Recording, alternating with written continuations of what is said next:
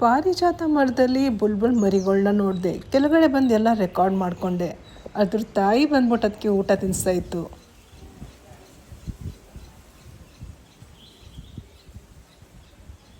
Welcome back to my channel. ಸ್ನೇಹಿತರೆ, ನನಗೆ ಈ ದೃಶ್ಯ ನೋಡಿ ತುಂಬ ಖುಷಿ ಆಯಿತು. ಎಲೆಯಿಂದಾನೇ ಹೊಸ ಗಿಡ ಬೆಳ್ಕೊಂಡಿದ್ದೆ. ಗೊತ್ತಿರೋರು ಕಮೆಂಟ್ ಮಾಡಿ ತಿಳಿಸಿ ಇದು ಯಾವ ಗಿಡ ಅಂತ. ಪರ್ಪಲ್ ದಾಸವಾಳ ತುಂಬ ಬಿಡ್ತಾ ಇದೆ. ಇದ್ರದ್ದಂತೂ ಸುಮಾರು ಗಿಡಗಳು ರೆಡಿ ಮಾಡಿದ್ದೀನಿ. ಸುಮಾರು ಹೂಗಳು ಬಿಡ್ತಾ ಇದೆ. ಸಂಜೆ ತಾರಸಿ ತೋಟಕ್ಕೆ ಬಂದಾಗ ಬುಲ್ಬುಲ್ ನೋಡಿ ಏನು ಮಾಡ್ತಾಯಿತ್ತು ಅಂತ. ದಾಳಿಂಬೆ ಹಣ್ಣೆಲ್ಲ ಹಾರ್ವೆಸ್ಟ್ಗೆ ರೆಡಿಯಾಗಿದೆ. ಸಾಮಾನ್ಯವಾಗಿ ಜೂನ್ ತಿಂಗಳಲ್ಲಿ ನಾನು ಹಾರ್ವೆಸ್ಟ್ ಮುಗಿಸ್ತಾ ಇದ್ದೆ.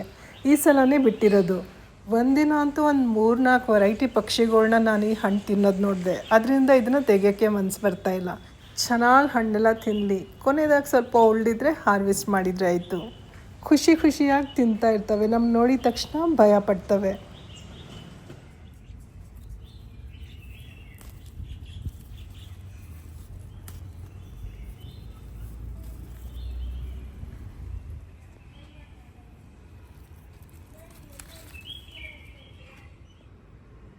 ಜೆರೇನಿಯಂ ತುಂಬ ಬಿಡ್ತಾ ಇದೆ. ಎಲ್ಲ ಗಿಡದಲ್ಲೂ ಇದ್ರದ್ದು ಮೊಗ್ಗು ಹೂಗಳು ನೋಡ್ಬೋದು. ಪಿಂಕ್ ಮತ್ತು ಆರೆಂಜ್ 2 ಕಲರ್ ಇದ್ದಾವೆ. ಹನಿಸಕಲ್ ಗಿಡದಲ್ಲಿ 2ನೇ ರೌಂಡ್ ಹೂ ಬಿಡ್ತಾ ಇದೆ. ಒಳ್ಳೆ ಘಮ.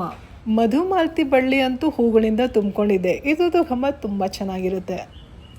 ಆರ್ಕಿಡ್ ಗಿಡದ್ದು ಅಪ್ಡೇಟ್ ಕೊಡ್ತಾ ಇದ್ದೀನಿ. ನೋಡಿ ಗ್ರೋತ್ ಎಷ್ಟು ಚೆನ್ನಾಗಿ ಆಗ್ತಾಯಿದೆ ಅಂತ. ಮೊಗ್ಗೆಲ್ಲ ಕಾಣಿಸೋಕ್ಕೆ ಶುರು ಆಗಿದೆ. ಇದನ್ನು ಬಾದಾಮಿ ಮರದಲ್ಲಿ ಫಿಕ್ಸ್ ಮಾಡಿದ್ದೀವಿ. ತೆಂಗಿನಾರು ದಾರ ಎಲ್ಲ ಕಟ್ಟಿ ನೋಡಿ. ಈಗ ಗ್ರೋತ್ ಈ ಥರ ಇದೆ. ಒಂದೊಂದೇ ಹೂ ಅರಳಕ್ಕೆ ಶುರುವಾಗಿದೆ.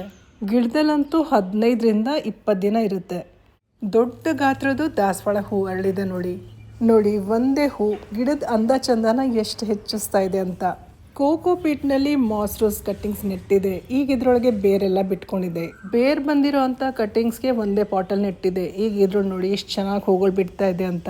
ಬೆಳಗ್ಗೆ ಅರ್ಧ ಓಪನ್ ಆಗಿದೆ. ಮತ್ತೆ ನಾನು ಬಂದು ವಿಡಿಯೋ ಮಾಡಿಕೊಂಡೆ. ನೋಡಿ ಎಷ್ಟು ಚೆನ್ನಾಗಿ ಅರಳಿದ್ದಾವೆ ಅಂತ. ಸೂಪರ್ ಅಲ್ವಾ? ಜಾಜಿ ಮಲ್ಲಿಗೆ ಹೂ ಬಿಡೋಕ್ಕೆ ಶುರು ಆಗಿದೆ ನೋಡಿ. ಮುಂದಿನ ವಿಡಿಯೋದಲ್ಲಿ ಮತ್ತೆ ಸಿಗೋಣ. ಅಲ್ಲಿವರೆಗೂ ಧನ್ಯವಾದಗಳು. Thank you. ನಮಸ್ಕಾರ.